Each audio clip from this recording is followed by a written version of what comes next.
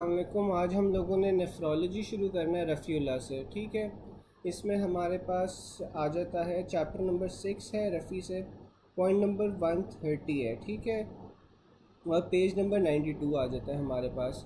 पहला आपके पास पॉइंट है which hormone causes smooth muscle constriction in arterioles. ठीक है, तो वो हार्मोन कौन सा होता है जो आर्टेरियोल्स की वेजो कंस्ट्रिक्शन करवाता है। तो आर्टेरियोल्स की वेजो कंस्ट्रिक्शन आपके पास एडीएच करवाता है। ठीक है, इसीलिए हम इसे वेजोप्रेसिन भी कहते हैं। वेजोप्रेसिन का क्या मतलब है कि ये आपके पास वेजो कंस्ट्रिक्शन करवाएगा आर्टेरियोल्स की। फिर हमारे पास एंजियोटेंसिन 2 आ जाता है। एंजियोटेंसिन 2 जो सा होता है, it is a part of the rennin angiotensin aldosterone system. ठीक है, अब जो एंजियोटेंसिन 2 होता है ना, इसका मेन आपके पास फंक्शन होता है कि it helps maintain blood volume and blood pressure. ठीक है, तो ये जो रास सिस्टम होता है ये बेसिकली होता है इसलिए कि आपके पास ब्लड वॉल्यूम और ब्लड प्रेशर जो है वो मेंटेन रह सके। इफेक्ट्स बेरो receptor functions, limits reflex bradycardia. ठीक है, तो ये एक्सेसिव जो आपके पास ब्रेडिकार्डिया होता है ना, उससे ये प्रिवेंट करता है। Potent vasoconstrictor of afferent and efferent arterioles, तो ये आपके पास साथ साथ वेजो कंस्ट्रिक्शन करवाता है एफरेंट और इफरेंट आर्टरियोल्स की। एफरेंट आर्टरियोल्स वो होंगे जो ग्लोमेरुलस की तरफ ब्लड लेके जा रहे हैं, इफरेंट आपके पास होंगे जो अवे फ्रॉम द ग्लोमेरुलस लेके जा रहे हैं। तो इन दोनों की ना ये वेजो कंस्ट्रिक्शन करवा देता है। फिर हमारे पास एएनपी और बीएनपी आ जाता है। जो एएनपी होता है that is release from the atria, जबकि जो बीएनपी होता है that is release from the ventricle. ये आपके पास नॉर्मली कब ज़्यादा हो रहे होते हैं, आपके पास कंजेस्टिव हार्ट फेलियर में ये ज़्यादा हो रहे होते हैं। ये इंक्रीज़ करते हैं in response to increase volume, inhibits renin angiotensin aldosterone system. तो जब भी आपके पास कंजेस्टिव हार्ट फेलियर होता है तो उसमें क्या हो रहा होता है कि heart is unable to pump blood out of the heart. इस वजह से जो हार्ट के अंदर ब्लड वॉल्यूम है ना वो इंक्रीज़ हो जाता है। ठीक है ना, तो ये उसके रिस्पॉन्स पे आपके पास एएनपी और बीएनपी रिलीज़ होते हैं। और जो एएनपी और बीएनपी है इन्होंने रेनिन एंजियोटेंसिन एल्डोस्टेरॉन सिस्टम को इनहिबिट कर देना है। Relaxes vascular smooth muscle via CGMP, increases GFR and decreases renin. तो इन्होंने क्या करवाना है, आपकी स्मूथ मसल की रिलैक्सेशन करवा लेनी है, यानी कि वेजो डायलेशन करवा देनी है विया CGMP। इससे आपका जो GFR है वो बढ़ जाएगा, यानी किडनीज़ को ब्लड ज़्यादा पहुँचेगा और रेनिन आपके पास कम हो जाएगा। Dilates afferent arteriole and promotes natriuresis. ठीक है, तो ये आपके पास जौन सा है एफरेंट आर्टरियोल को डायलेट करेगा। जब एफरेंट आर्टरियोल डायलेट होगा तो इससे आपके पास क्या होगा, नाट्रियूरेसिस इंक्रीज़ हो जाएगी, यानी कि यूरिन की जो प्रोडक्शन है वो इंक्रीज़ हो जाएगी to get rid of the excessive fluid. फिर हमारे पास ADH आ जाता है।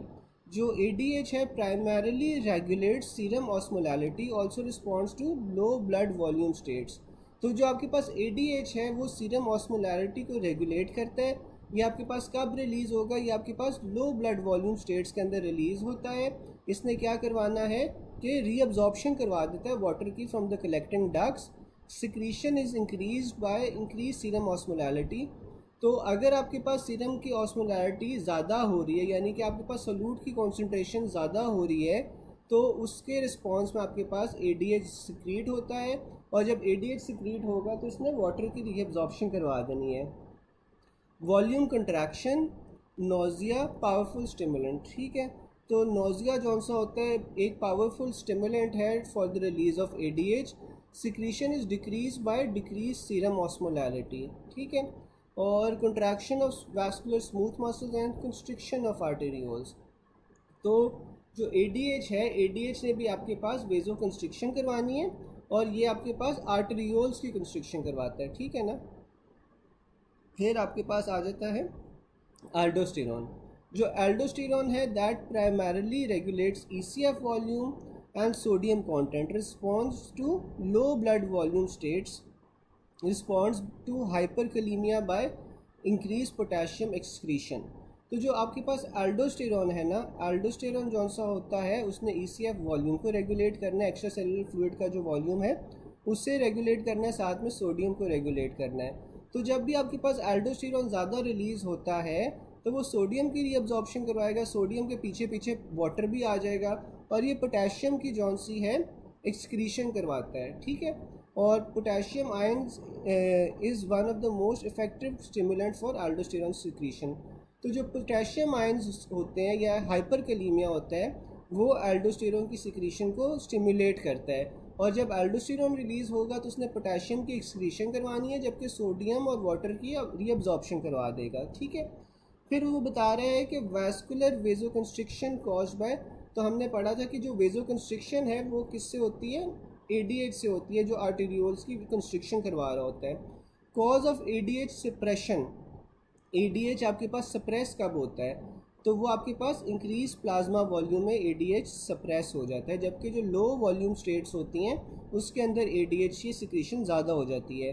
विच of the following is activated in the lung, तो आपके पास जो एंजियोटेंसिन 2 है वो लंग के अंदर एक्टिवेट होता है। ठीक है, एंजियोटेंसिन 1 उसकी इनएक्टिव फॉर्म होती है और एक्टिव फॉर्म जो एंजियोटेंसिन 2 होती है वो लंग्स के अंदर बन रही होती है।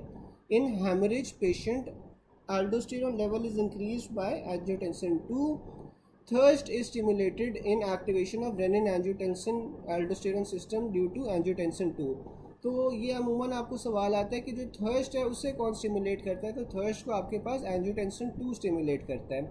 Also remember which of the following lead to smooth muscle contraction through inositol triphosphate mechanism, तो आपके पास जो एंजियोटेंसिन 2 है ना ये IP3 मैकेनिज्म के थ्रू ये स्मूथ मसल्स की कंट्रैक्शन करवाता है। ठीक है, फिर हमारे पास आ जाते हैं post adrenalectomy patient dies 4 days after the surgery, what is the most likely cause, तो आपके पास पोस्ट एड्रेनलेक्टमी पेशेंट है 4 दिन बाद सर्जरी के ही डाइज, तो सबसे लाइकली कॉज क्या होगा कि एल्डोस्टेरॉन की डिफिशिएंसी हो जाएगी। ठीक है, एल्डोस्टेरॉन की डिफिशिएंसी हो जाएगी तो आपके पास वो जो रेनिन एंजियोटेंसिन एल्डोस्टेरॉन सिस्टम काम कर रहा था वो नहीं करेगा और हाइपरकैलीमिया हो जाएगा, जिस वजह से फिर डेथ हो जाएगी।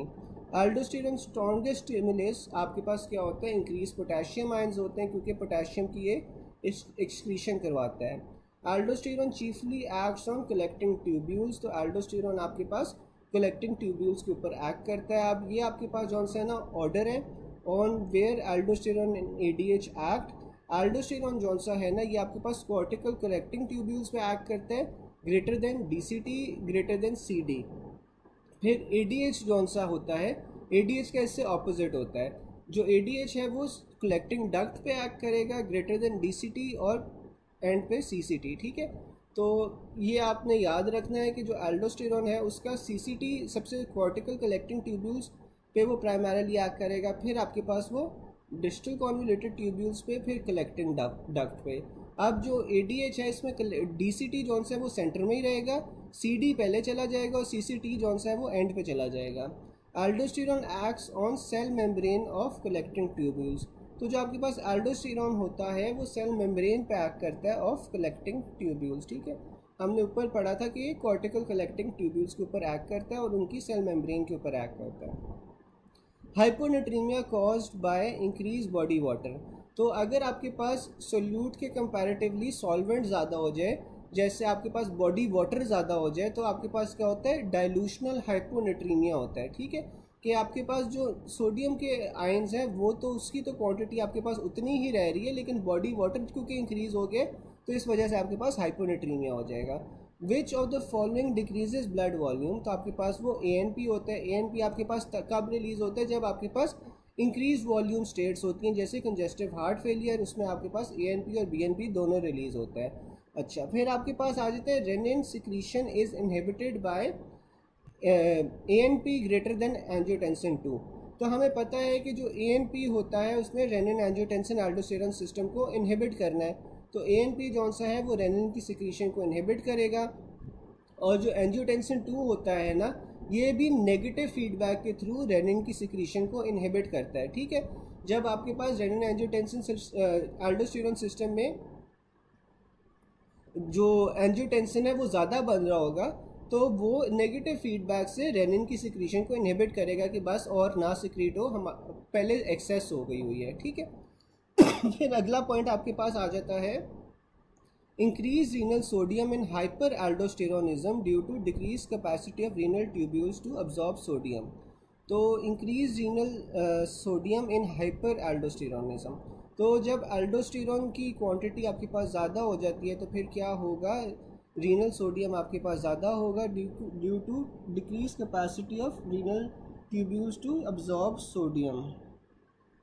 फिर अगला आपके पास पॉइंट आ जाता है, an increase in concentration of plasma potassium causes increase in secretion of aldosterone, which of the following causes smooth muscle contraction, तो हमारे पास वो ADH आ जाता है। Denervation of kidney, which of the following occurs, तो डीनर्वेशन ऑफ किडनी में आपके पास क्या होगा कि रीनल ब्लड फ्लो इंक्रीज हो जाएगा। ठीक है, अगर आपके पास किडनी की जो ब्लड फ्लो है, अगर जो किडनी है उसको कोई भी नर्व इनर्वेट नहीं कर रही तो फिर आपके पास जो रीनल ब्लड फ्लो है वो इंक्रीज हो जाएगा क्योंकि आपके पास वेजोडाइलेशन होगी। Note, in theory this shouldn't interrupt efferent sympathetic communication between the brain and renal arteries, reducing muscular contraction of these arteries, increasing renal blood flow, reducing activation of renal angiotensin aldosterone system, thus reducing sodium retention, reducing afferent sympathetic communication between the kidneys and brain, and in turn reducing further sympathetic activity elsewhere in the body such as heart and blood pressure should fall। फिर अगला point हमारे पास आ जाता है, mole for mole sodium absorption is greatest as which of the following, तो आपके पास जो mole for mole sodium absorption है वो आपके पास एल्डोस्टेरॉन करवाता है। ठीक है ना, क्योंकि एल्डोस्टेरॉन ने सोडियम की रीअब्जॉर्प्शन करवानी है। फिर हमारे पास हार्मोन आ जाता है, उसका एक्शन ऑन किडनी आ जाता है। जो आपके पास पैराथायराइड हार्मोन होता है, parathyroid hormone decreases the phosphate reabsorption.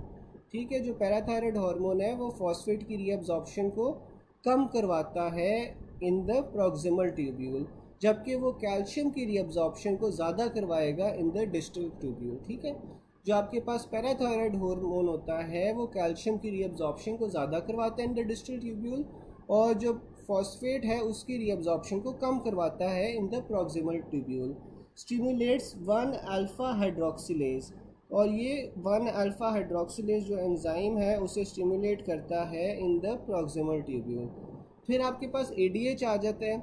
जो ADH होता है वाटर की परमिएबिलिटी को इंक्रीज करता है ताकि आप ज़्यादा से ज़्यादा वाटर को रीअब्जॉर्ब कर सको, और ये एक्ट हमारे पास कहाँ पे करता था, सबसे ज़्यादा हमारे पास कलेक्टिंग डक्ट के ऊपर एक्ट करता था, late distal tubule and collecting duct principal cells. ठीक है, तो ये आपके पास लेट डिस्टल ट्यूब्यूल पे और साथ में कलेक्टिंग डक्ट के ऊपर ये एक्ट करता है।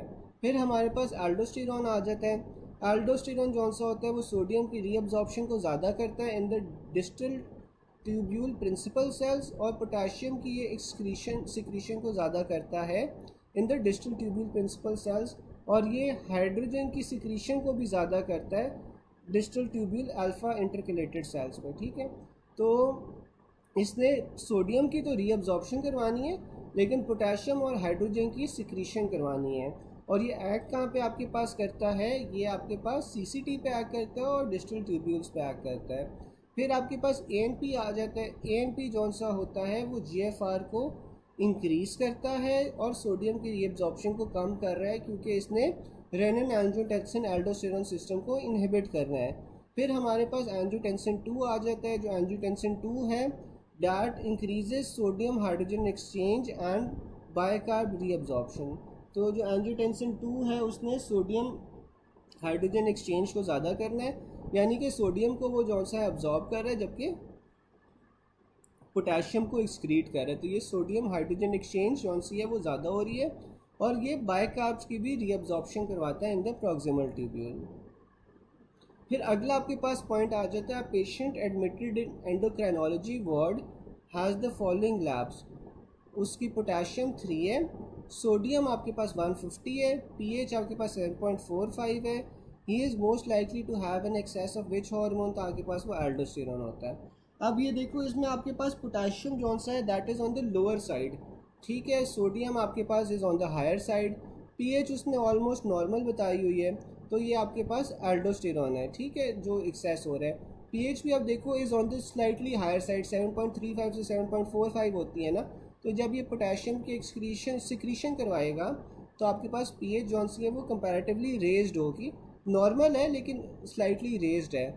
और जो सोडियम है वो भी नॉर्मल है, लेकिन वो भी अपर वैल्यू पे, पोटेशियम लोअर वैल्यू पे, ठीक है। Aldosterone causes sodium and chloride reabsorption. तो आपके पास जो एल्डोस्टेरोन होता है उसने सोडियम और क्लोराइड दोनों की रीअब्जॉर्प्शन करवानी है।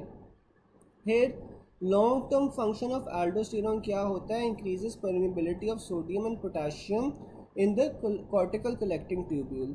तो आपके पास जो एल्डोस्टेरोन होता है वो सोडियम और पोटेशियम की परमिबिलिटी को इंक्रीज करता है सीसीटी में। सोडियम की वो रीअब्जॉर्प्शन करवाएगा, जबकि पोटेशियम की वो एक्सक्रीशन करवाएगा। Total body electrolytes and water is regulated या maintained by kidney which involve.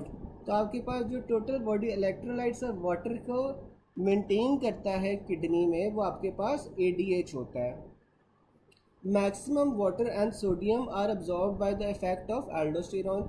जबकि जो सबसे ज़्यादा आपके पास पानी और सोडियम अब्जॉर्ब हो रहा होता है वो एल्डोस्टेरोन के इफेक्ट की वजह से हो रहा होता है। A person who is fasting does not take water for many hours excretes concentrated urine due to secretion of increased amount of anti diuretic hormone, ठीक है। तो आपके पास एक बंदा है वो फास्टिंग में है, तो वो कॉन्सेंट्रेटेड यूरिन क्यों सिक्रीट कर रहा है? क्योंकि आपके पास ADH की जो प्रोडक्शन है वो ज़्यादा हुई है, और ADH ने आपके पास क्या करना है, उसने कलेक्टिंग डक्ट से सारा का सारा वाटर जौन सा है वो रीअब्जॉर्ब कर लेगा, तो इसलिए आपको कॉन्सेंट्रेटेड यूरिन आएगा। Regarding aldosterone acts on nuclear receptor. तो आपके पास जो एल्डोस्टेरोन है वो न्यूक्लियस के ऊपर उसका रिसेप्टर होता है जहाँ पर ये एक्ट करता है। Aldosterone causes a decrease in renal tubular secretion of sodium. तो जो एल्डोस्टेरोन है that causes a decrease in renal tubular concentration sodium की। फिर आपके पास अगला पॉइंट आ जाता है renin secretion is increased, it causes vasoconstriction by increasing the concentration of angiotensin 2। अब रेनिन की जो सिक्रीशन है ना वो इंक्रीज हुई है, वो आपके पास वेसोकंस्ट्रिक्शन किस तरह करवा रहा है? Bye increasing the concentration of angiotensin 2। फिर हमारे पास रेनिन आ जाता है। रेनिन जौन सा होता है that is secreted by the JG cells. Juxtaglomerular cells जौन से होते हैं वो रेनिन को सिक्रीट करते हैं in response to low perfusion pressure. तो जब आपके पास परफ्यूजन प्रेशर कम हो रहा है, यानी कि आपके पास ब्लड की जो क्वांटिटी है वो कम पहुंच रही है, डिटेक्टेड बाय द रीनल बेरो रिसेप्टर्स इन एफरेंट आर्टरियोल्स। तो जो रीनल बेरो रिसेप्टर्स हैं वो डिटेक्ट करें कि यार आपका ब्लड प्रेशर कम हुआ हुआ है, तो तब आपके पास वो स्टिमुलेट करेंगे जेजी सेल्स को to secrete renin. Increase by renin sympathetic discharge. तो जो सिंपैथेटिक डिस्चार्ज होता है ना that is stimulant for increase renin secretion and decrease sodium chloride delivery to macula densa cells. और जो डिक्रीज सोडियम क्लोराइड की delivery है टू मैक्युला डेंसा सेल्स वो भी आपके पास रेनिन की सिक्रीशन को एनहांस करेंगी। A 30-year-old patient presented with headache, BP उसका 170/120 है, ही has high aldosterone, left renin level is high and right renin level is normal, what is your diagnosis? तो आपके पास वो लेफ्ट रीनल आर्टरी स्टेनोसिस होगी। जब आपके पास लेफ्ट रीनल आर्टरी स्टेनोसिस होगी तो वहाँ पे आपके पास खून कम पहुँचेगा, ये रीनल परफ्यूजन प्रेशर जौन सा है वो कम होगा। किडनी डिटेक्ट करेगी कि यहाँ पे तो आपके पास ब्लड प्रेशर कम हुआ है, तो उसके रिस्पॉन्स में वो लेफ्ट साइड के ऊपर वो higher quantities of renin secrete करेगी। और जब higher quantities of renin secrete होगा तो इससे रास मैकेनिज्म जौन सा है वो एक्टिवेट हो जाएगा। आपके पास एल्डोस्टेरोन जौन सा है उसकी कॉन्सेंट्रेशन ज़्यादा हो जाएगी, जिस वजह से सोडियम और वाटर की रीअब्जॉर्प्शन होगी और आपका ब्लड प्रेशर ज़्यादा हो जाएगा। It also comes as patient with renal artery stenosis may present with high levels of blood pressure due to increased renin secretion. Which of the following structures in the kidney is responsible for sensing inadequate perfusion and secreting renin? तो आपके पास वो जेजी sales होते हैं जो आपके पास inadequate perfusion को detect कर रहे होते हैं, साथ में रेनिन को सिक्रीट कर रहे होते हैं। BP of patient 180/110 and erythropoietin was decreased. Creatinine आपके पास रेज्ड है। Possible site of defect was asked, तो आपके पास वो जक्स्ट्राग्लोमेरुलर सेल्स हो जाएंगे, ठीक है।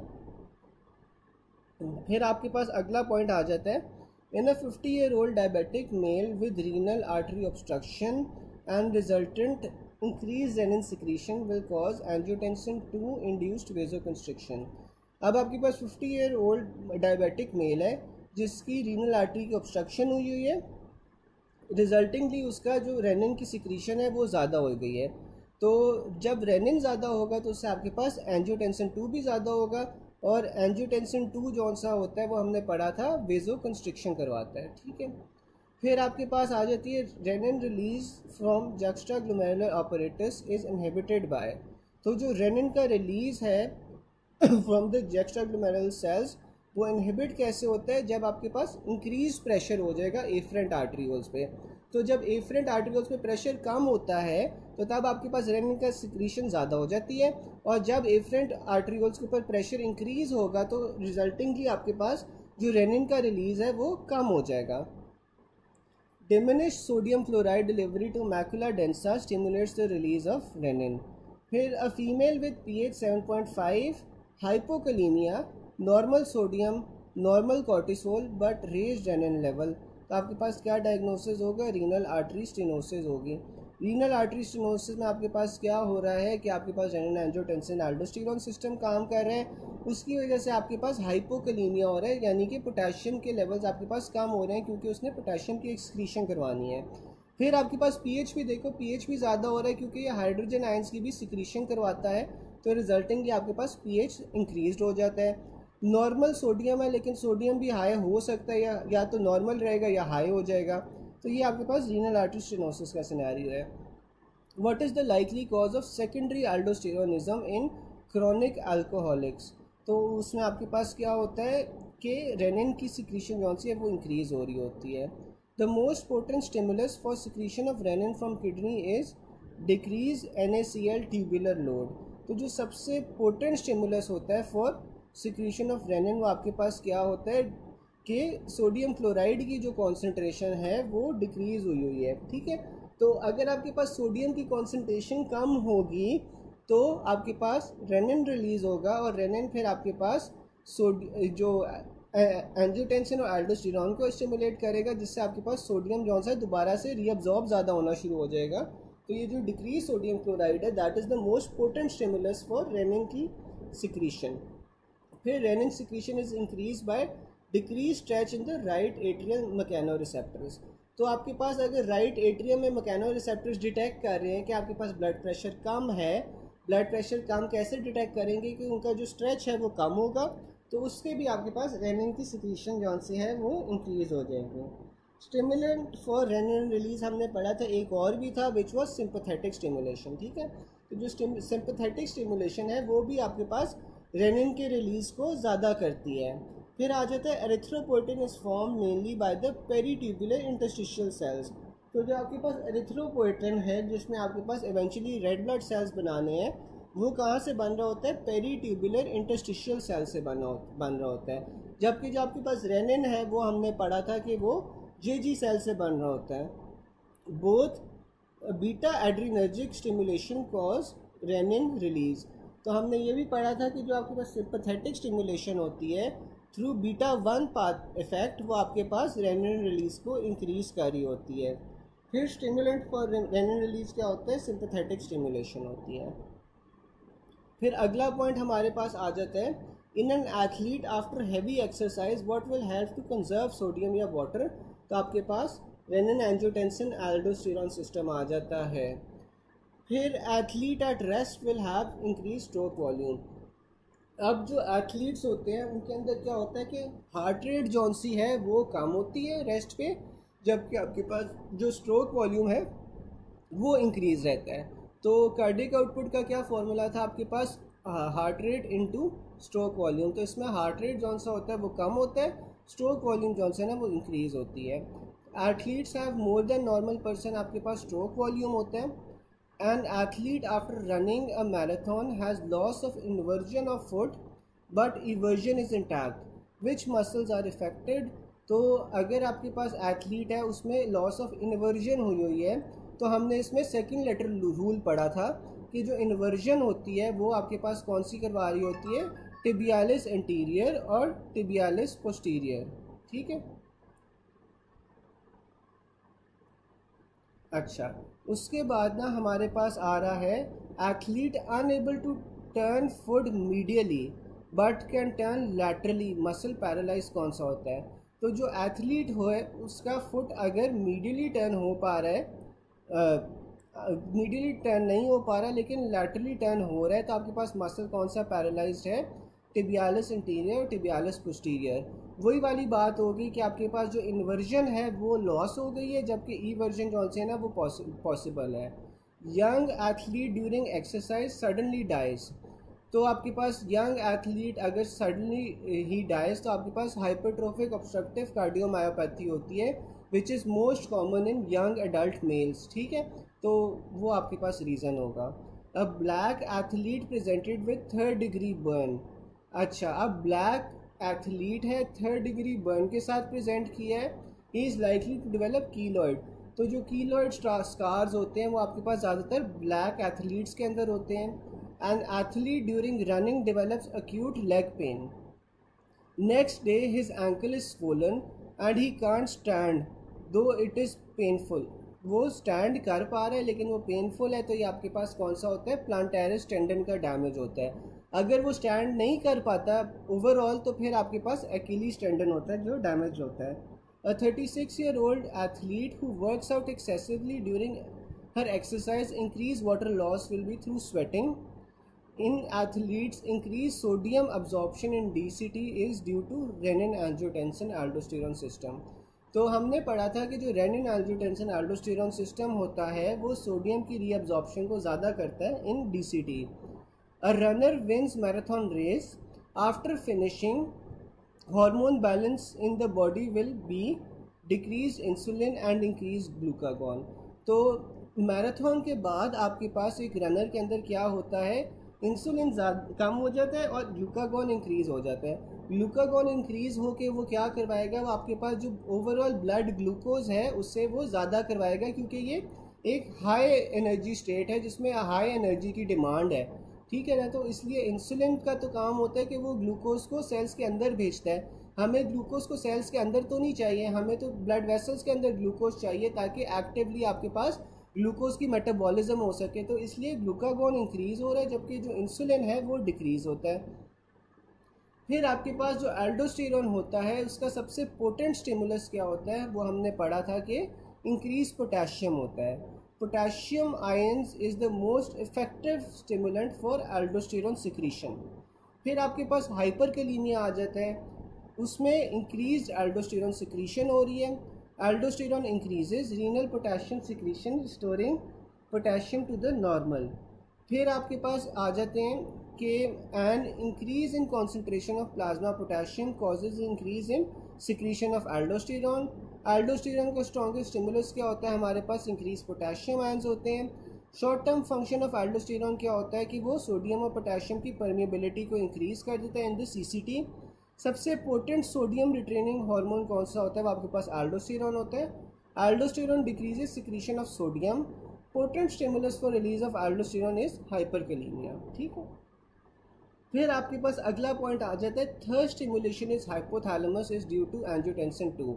तो हमने पढ़ा था कि जो थर्ड स्टिमुलेशन होती है वो क्यों होती है, वो आपके पास एंजियोटेंसिन 2 की वजह से होती है। Thirst is decreased by baroreceptor effect efferent. तो जो आपके पास बेरोरिसेप्टर इफरेंट होते हैं वो क्या डिटेक्ट कर रहे होते हैं कि आपके पास जो ब्लड वॉल्यूम है वो ऑलरेडी ज़्यादा हो गया है। तो जब ब्लड वॉल्यूम ऑलरेडी ज़्यादा हो जाएगा तो आपके पास जो थर्स्ट है वो डिक्रीज़ हो जाएगी। जबकि थर्स्ट स्टिमुलेट कैसे होती है, थर्स्ट आपके पास एंजियोटेंसिन 2 से स्टिमुलेट हो रही होती है, डिक्रीज़ ये बेरोरिसेप्टर इफरेंट से हो रही होती है। फिर आपके पास GFR is calculated clinically best with creatinine. तो अगर ये क्लिनिकली का वर्ड आ जाए ना कि GFR आप क्लिनिकली कैसे निकालते हो, तो उसका आंसर हमारे पास आएगा creatinine. Best way to measure GFR clinically आपके पास क्रेटिनिन आ जाएगा। Best way to measure GFR, वैसे अगर वो हाल ही पूछ ले कि बेस्ट वे कौन सा है ओवरऑल टू मेजर GFR, तो फिर आपके पास इनुलिन क्लियरेंस होता है। लेकिन अगर वो क्लिनिकली पूछ ले कि रोज़मर्रा की ज़िंदगी में जो बेस्ट वे होता है टू मेजर GFR, वो हमारे पास क्रेटिनिन होता है, ठीक है। Best way to measure renal plasma by blood flow, तो आपके पास रीनल प्लाज्मा फ्लो को मेजर करने के लिए जो सबसे बेस्ट वे होता है वो पैरा अमाइनो हिप्यूरेट होता है एंड क्लिनिकली बाय क्रेटिनिन। तो जो रीनल प्लाज्मा फ्लो है उसे बेस्ट वे मेजर करने के लिए क्या है, पैरा अमाइनो हिप्यूरेट। लेकिन अगेन अगर वो क्लिनिकली का वर्ड इस्तेमाल कर ले तो हमारे पास फिर वो क्रिएटिनिन आ जाएगा।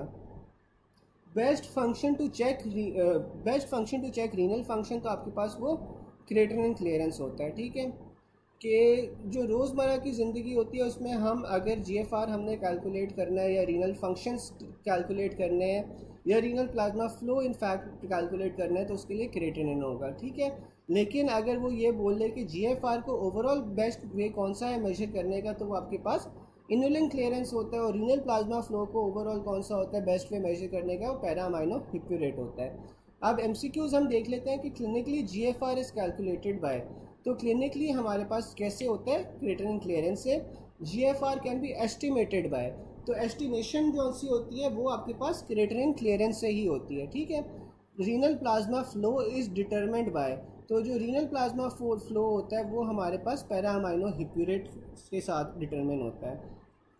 Most accurate measure of GFR आपके पास किस तरह होती है, इनुलिन से होती है। Best test for measuring GFR is inulin clearance.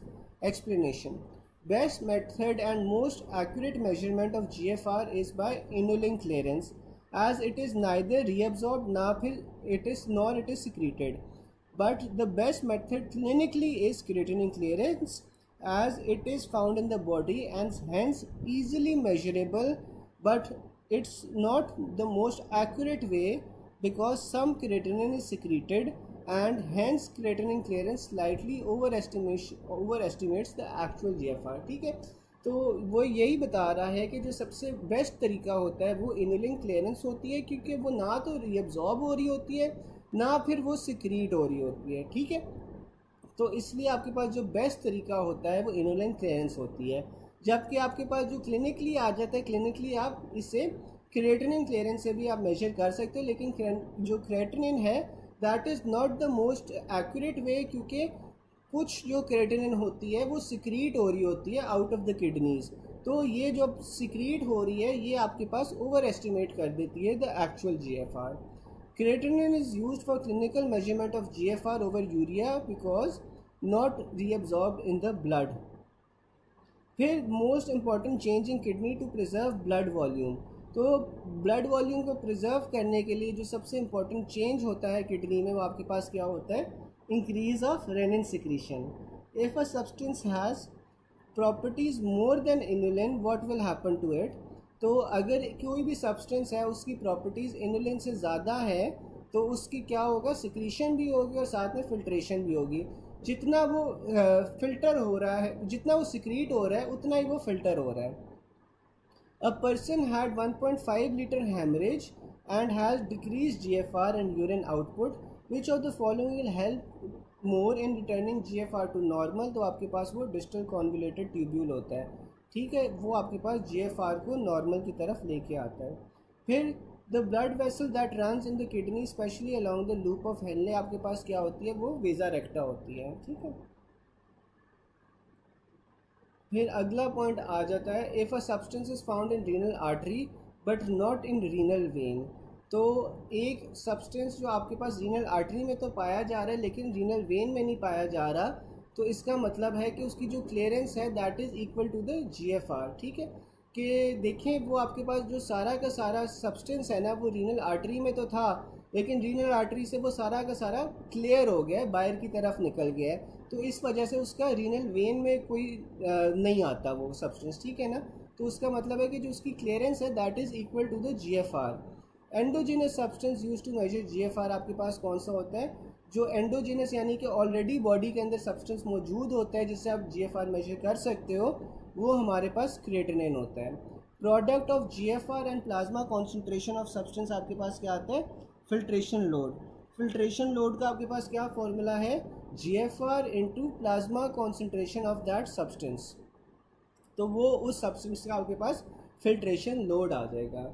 Auto regulation of GFR is achieve through changes in, तो जो आपके पास ऑटो रेगुलेशन है GFR में वो किस तरह अचीव होती है, ग्लोमेरुलर एफरेंट आर्टेरियोलर रेजिस्टेंस से। ठीक है,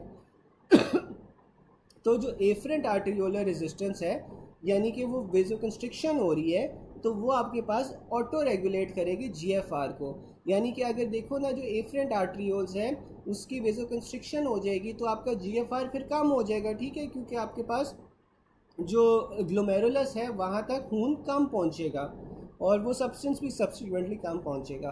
what is the best way to calculate GFR clinically in a CKD patient awaiting decision between transplant and dialysis? तो वो हमारे पास क्रेटिनिन क्लियरेंस आ जाती है। RTA blood loss, GFR decrease due to decrease in arterial blood flow. A young patient with GFR less than 50% and decreased urine output, the doctor should be concerned of increase of which of the following?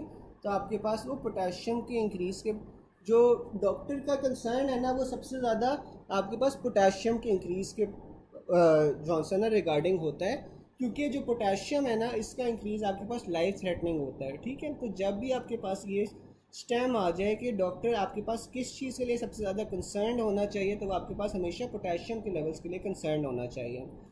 In chronic renal failure there is increase urea due to decrease GFR. तो chronic renal failure के अंदर आपके पास क्या होता है, urea जौन सा है वो इंक्रीज़ हो जाता है, क्योंकि जीएफआर जौन सा ना फिल्ट्रेशन आपके पास नहीं हो रही, तो इसी वजह से फिर आपके पास जो यूरिया के लेवल्स हैं वो इंक्रीज़ हो जाएंगे क्रॉनिक रीनल फेलियर में। फिर आप आ जाता है जो हाईएस्ट रीनल क्लियरेंस होती है ना वो आपके पास पैरा अमाइनो हिप्यूरेट की होती है, ठीक है।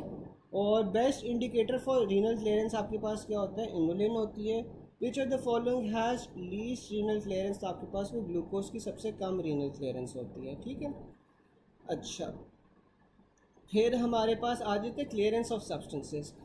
क्लियरेंस ऑफ सब्सटेंसेस में आपके पास निमोनिक आ जाता है, पाक India usually never give appreciation and hate each other.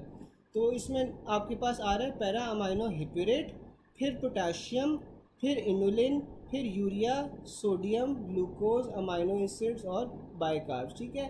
इसका निमोनिक था पाक India usually never give appreciation and hate each other, ठीक है। तो इसमें पी से पैरा अमाइनो हिप्यूरेट, के से पोटाशियम, आई से इनुलिन, फिर आपके पास यूजुअली यू से यूरिया, एन से सोडियम, जी से ग्लूकोज, ए से अमाइनो एसिड्स और बाइकार्ब्स। ये जौन सा है ना आपके पास क्लियरेंस के जौन सा है ना वो ऑर्डर है। इसमें आप देख सकते हो कि जो हाईएस्ट क्लियरेंस होती है वो आपके पास पैरा अमाइनो हिप्यूरेट की होती है, ठीक है। जबकि जो बेस्ट इंडिकेटर होता है रीनल क्लियरेंस का वो आपके पास इनुलिन होता है। चलें गाइस, अब ना यहाँ पे आप लोग नमाज ब्रेक ले लो 10 मिनट की, तो तब तक मैं आपकी क्यूरीज़ वगैरह जो है ना वो देख लेता हूँ। पहले मैं देख नहीं सकता था क्योंकि 2 टैब्स मैं साथ में नहीं खोल सकता यूट्यूब पे। तो अब आप नमाज ब्रेक ले लो, I will see your queries and try my best to answer them, ठीक है।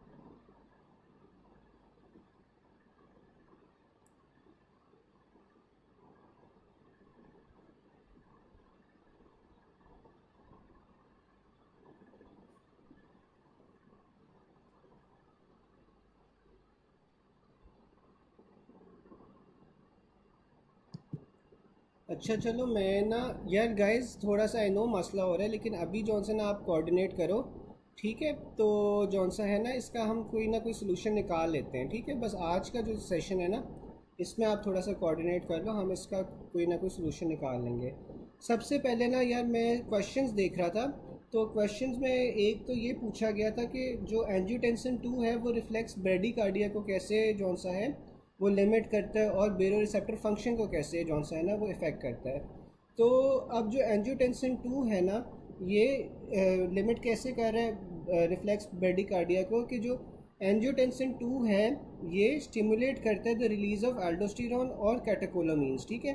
तो एंजियोटेंसिन 2 जौन सा है वो एल्डोस्टेरोन और कैटेकोलामीन्स के रिलीज को स्टिमुलेट करेगा, और ये फिर हार्ट रेट को भी ज़्यादा करेगा और कॉन्ट्रैक्टिलिटी को भी ज़्यादा करेगा, ठीक है? तो जब आपके पास एल्डोस्टेरोन और कैटेकोलामीन्स जौन से हैं वो ज़्यादा रिलीज़ होंगे, तो इससे क्या होगा कि हार्ट की जो कॉन्ट्रैक्टिलिटी है वो इंक्रीज़ हो जाएगी ना, क्योंकि देखो आप, अच्छा, तो ये देख प्लीज़ आप काइंडली ना ये वाली चीज़ जौन सी है ये सॉर्ट आउट हो जाएगी, आप फिक्र ना करो। अभी आप जौन सा जितना समझ आ रहा है ना एटलीस्ट वो लेक्चर ले लो, ठीक है?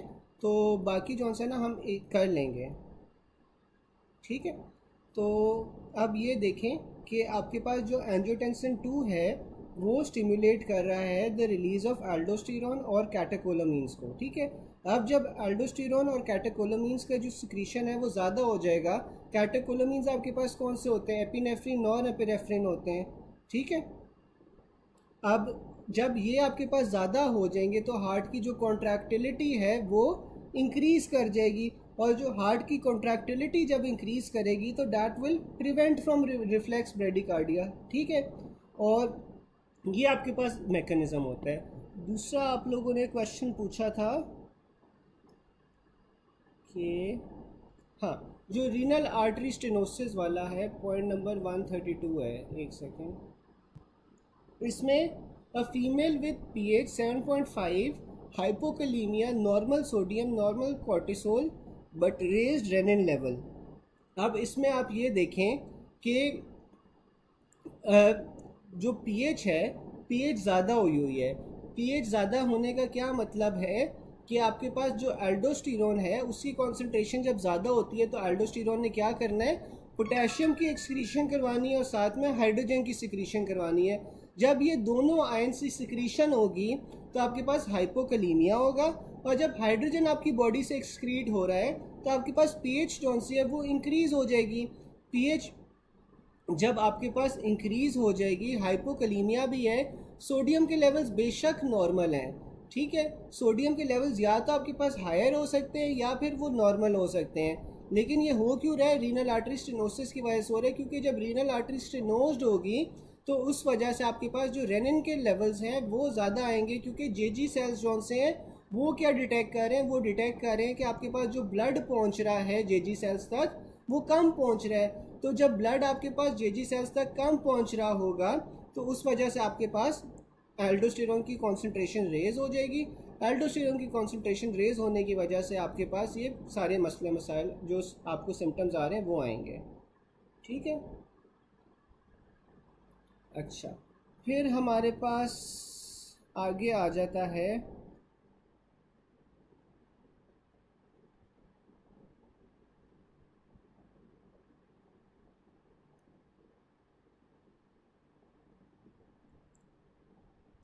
हाईएस्ट रीनल क्लियरेंस आपके पास किसकी होती है, पैरा अमाइनो ये हमने कर लिया था। Both GFR and renal plasma flow will be increase due to dilation of afferent arterioles. अब जब एफरेंट आर्टरियोल्स डायलेट करेंगे तो इसका क्या मतलब है, एफरेंट आर्टरियोल्स डायलेट करने से आपके पास जो ग्लोमेरुलस है वहाँ तक आपके पास ब्लड ज़्यादा पहुँचेगा। तो जब ग्लोमेरुलस तक आपके पास ब्लड ज़्यादा पहुँचेगा तो आपके पास जीएफआर भी ज़्यादा हो जाएगी और रीनल प्लाज्मा फ्लो भी ज़्यादा हो जाएगी एफरेंट आर्टरियोल्स के डायलेशन से। फिर हमारे पास आ रहा है जो प्रेशर है in the glomerulus capillaries, dilation of afferent and constriction of efferent. ठीक है, तो जो आपके पास ग्लोमेरुलर कैपिलरीज हैं इसमें आपके पास हाइड्रोस्टैटिक प्रेशर किस तरह बढ़ता है, या तो एफरेंट वेसल्स की डायलेशन से बढ़ेगा या फिर एफरेंट की कंस्ट्रिक्शन से बढ़ेगा, और increase in hydrostatic pressure which increases GFR. ठीक है, तो आपके पास जीएफआर जो सा है वो इंक्रीज हो जाएगा। फिर आपके पास आ जाता है बोमन्स कैप्सूल का प्रेशर। तो जो आपके पास बोमन्स कैप्सूल होता है इसका प्रेशर आपके पास कब इंक्रीज करता है, जब कंस्ट्रिक्शन ऑफ यूरेटर हो जाए, तो उससे आपके पास जीएफआर जो सा है वो डिक्रीज कर जाएगा।